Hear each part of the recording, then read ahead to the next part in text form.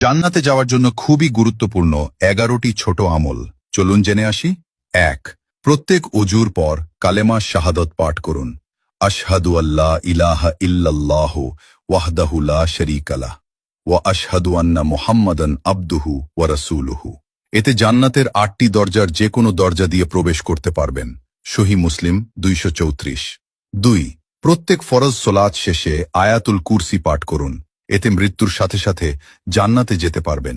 সহিহ নাসাই সিলসিলা সহিহা 972। 3.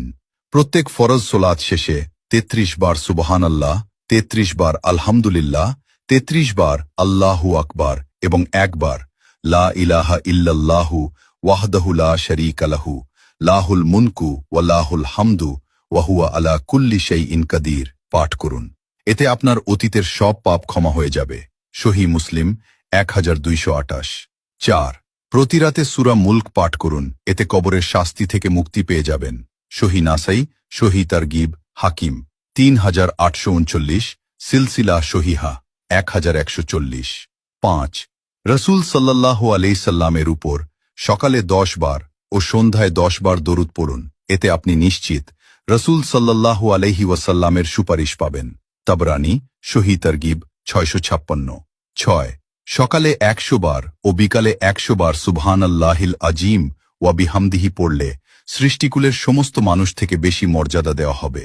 সহিহ আবু দাউদ 5091। রসূল সাল্লাল্লাহু আলাইহি ওয়াসাল্লাম বলেন, যে ব্যক্তি সুবহানাল্লাহিল আজিম ওয়া বিহামদিহি পাঠ করে তার জন্য জান্নাতে একটি খেজুর গাছ রোপণ করা হয়। তিরমিজি 3494। 7. সকালে 100 বার ও সন্ধ্যায় 100 বার সুবহানাল্লাহি ওয়া বিহামদিহি পাঠ করলে কিয়ামতের দিন তার চেয়ে বেশি সওয়াব আর কারো হবে না। সহিহ মুসলিম 2692। 8.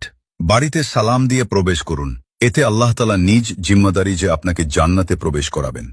ইবনু হিব্বান 499, সহিহ তারগিব 316। 9.